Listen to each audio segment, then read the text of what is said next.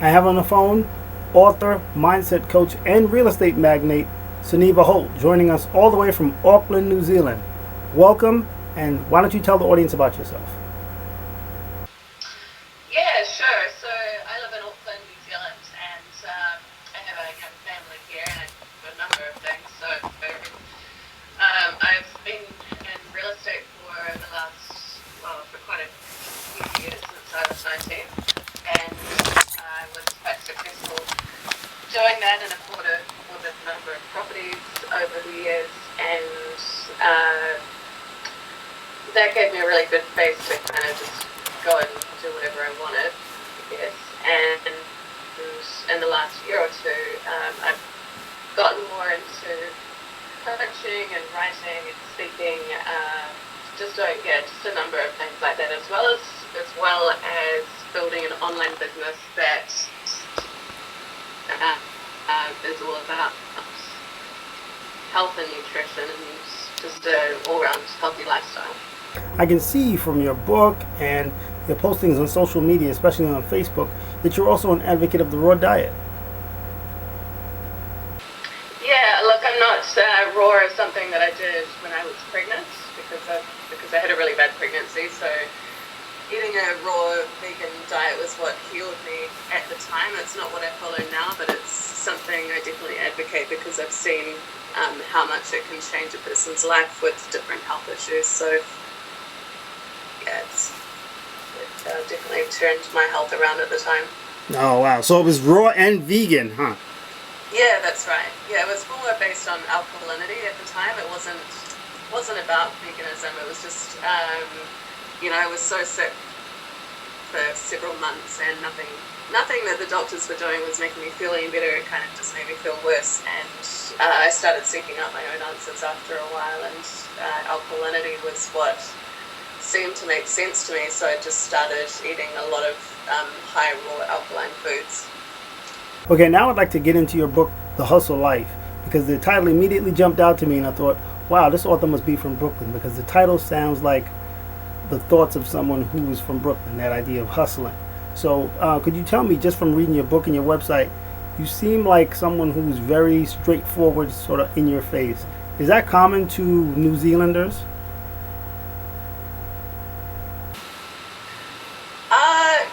No, I wouldn't say so, actually.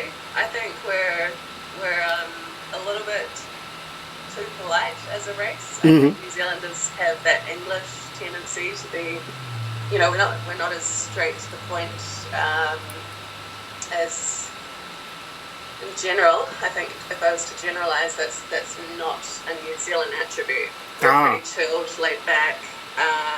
I'm definitely not, I guess, not the norm. I see. And has that always been your lifestyle, just to kind of be the tell it like it is, straightforward person? Yeah, absolutely. I think I was born this way, and I think it's just been something I've been more comfortable with in the last year or two, just to be really upfront and say the things that sometimes other people would be a little bit scared to say, which is what I get.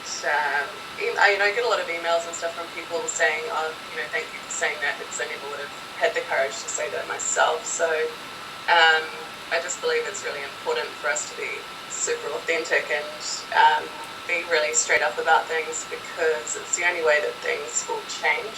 So could you explain a term I found in your book, the term elevating environment? Yeah, environment is so important. So, environment is number one, the people that you spend the most time with. So that's your friends, your family, like the people that are going to have a massive impact and influence on your life. If you're hanging out with the wrong people, then you're not going to be able to get ahead. So it's really important to hang out with people that are really encouraging and inspiring and doing the kind of things that you want to be doing, because the other thing that I find is really key is to not be the most successful person in your group. So you're always being pushed and motivated in that way. It's really easy to have a lot of passion and have a lot of have a lot of goals, but if you're surrounding yourself with people that are dragging you down, then you're never really going to get ahead, or you'll keep trying, but it'll be a real struggle the whole time. So environment is key, and that's like I said, friends are really important, family members, just being really careful to guard your energy, and also in the workplace, to make sure that you're just being surrounded by a really positive, inspiring energy. Another cool fact I found in your book, and it's the very first line of your book, so I'd like to have you explain it, is the line you have, "You get to choose your life." That's pretty cool, right? Why don't you explain that, explain to the audience how you discovered that and how you help other people discover that fact? Yeah, I think people don't really get that a lot of the time. I think they just think that what they've got is what they've got, and they have to settle,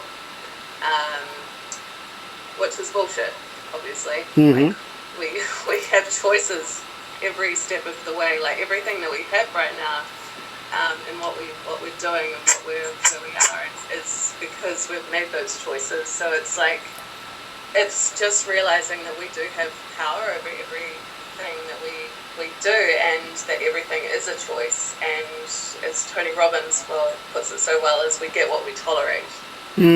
Wow. That's a powerful thought. That's true. So I learned from your book that you were successful early in life, and you weren't really happy. You discovered you weren't happy, and you were really successful. So when and what did you discover that you had to change? Yeah, I realized, what happened was I was really successful in the typical sense. I had all the money, and I had a great family, and I lived in like my dream location and my dream house, and got to travel a lot, and I was basing success on the wrong things, or not necessarily the wrong things. It's great to want to succeed in those areas as well. Like, there's nothing wrong with materialism, but I hadn't put focus onto the learning and the growing, because if we're not growing, we're dying. And I guess I was stagnant where I was, because I hadn't figured out the next step, and I wasn't doing anything to really contribute to others, and it just left me feeling pretty empty at the time. So I had to start really spending a lot of time and money on personal growth. I think in the last year I've spent over $70,000 on personal development and growth and coaching, just to figure out really what I wanted, and to keep learning, because that's something we should never stop doing. It doesn't matter how old we get. Right. And there's always so much to learn, and the more we learn, the more we realize how much we still don't know. Yeah, exactly. And the other thing is that coaching is so important, no matter what level we're at, or even if we're coaching other people, we should always have somebody coaching us to be that person, push us forward, and to make sure that we're continually growing. Right, so it seems like coaching is a cycle. Once you receive coaching and then begin coaching, you still continue to receive coaching. Yeah, I think it's vital if we really want to be successful and to be doing amazing things, then that's just key. Great. So I have another question. What is morning mastery? Morning mastery is another thing that I believe really strongly in. It's making sure that you set up your day for success. And so for me, what that looks like is getting up really early. I quite like early in the morning before everybody else is up and about, and you get that time to yourself. It's making sure that you start your day how you intend it to continue, because so often, like, people will just roll out of bed, grab a coffee, and go to work, or whatever it is that they do, and they're not setting aside that time for themselves to make sure that they're living their day with intention. So I find it really important to spend that first hour or so of the day doing things that are going to drive me forward. So that's things like journaling, meditating, setting intentions for the day, the mindset work, and, well, you know, exercise and things like that are, of course, are a part of it as well. So it's just, yeah, like I said, it's something that I've been doing daily for quite a long time. I mean, I used to do it when I was younger as well, and it's a really great way to encourage your creativity, as well as just kind of figure out exactly what you do want and where you're going in your life, because I think we have a lot going up on our heads that just go around in circles. We just think ourselves run in circles, but if we get it out on paper, then we get a lot more clarity on what it is that we actually want to be or want to do, or where we're going. True, that's true. By writing it down, the events that we have to accomplish throughout the day don't seem so daunting or overwhelming. We have sort of a visual map on what we have to accomplish. Yeah, that's right. You can kind of figure a lot out, and just get that creative flow happening as well. Right. Now, I see from your book you sort of describe yourself as an adrenaline junkie. Yeah. So, what sort of things have you done, sort out, like the kind of risky endeavors, activities? Yeah, sure. I've done a lot of bungee jumping. I've done about 7 or 8 bungee jumps, various ones, and I've done skydiving and whitewater rafting and jet boating and canyon swinging. Wow. Yeah. Have you always sought out those kind of risky, thrill-seeker activities? Yeah, I really have. From the time I was able to walk, I think my parents would vouch for the fact that I've always been into the big roller coasters and whatever I could to get that rush. Okay, so there's another quote from your book that I'd like you to elaborate on a bit. It's the quote is, "Everything in your environment is a result of what you're doing or what you're not doing."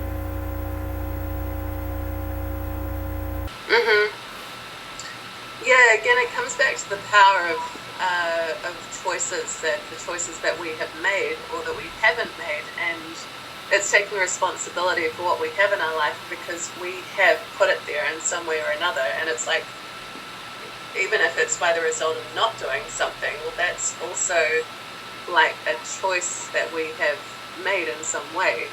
So it's taking responsibility for that and realizing that we can't change anything that we want to, and we really shouldn't be complaining about anything because spend that energy on making the change instead of moaning about what you do or do not have. True, that's very true. Now, there's so much of your book that appealed to me, but there's one part in particular that seemed to target me specifically, and it's where you write about being an instant yes girl. Yeah. And how did you come to realize that was a powerful way to order your life and motivate yourself? Yeah, it's such a common thing, especially for women. I think we tend to say yes to everything, and for men as well, obviously. And I guess we don't want to offend people, or we don't want to miss out. It's like that FOMO thing. Right. But then we run ourselves ragged and expend energy on things that aren't actually that important and aren't driving us towards our goals. So it's really important to say no to most things, but then make your yeses count. And I think it's just so important that when we do say yes, that we are impeccable with our word, that we have integrity with that yes, and that that we are just making sure that we only say yes a fraction of the time that we do. That's so important. That's one of the things that I really struggle with. My last name is Nolan, and people would call me Roy Can't Say No Lynn. Because I would say yes to everything. If you do, yeah, and then I'd find myself running myself ragged, trying to do everyone's chores and help everyone, and not leaving enough time to do anything well. So, are you working on another book now? Yeah, it will be soon. It's definitely in the works. I think for early to mid next year it'll be out. And have you, because you're a mother of a young daughter, how has your life changed since your daughter came into your life? Oh God, it's changed like 100%. You know, one amazing thing with having a child was it just teaches you that there's so much more important things than what's just going on with us. I think, you know, human beings are naturally quite selfish creatures, and we're very self-consumed, and having a child just really gets you out of your own head, and you have just, your focus is more external, which is amazing.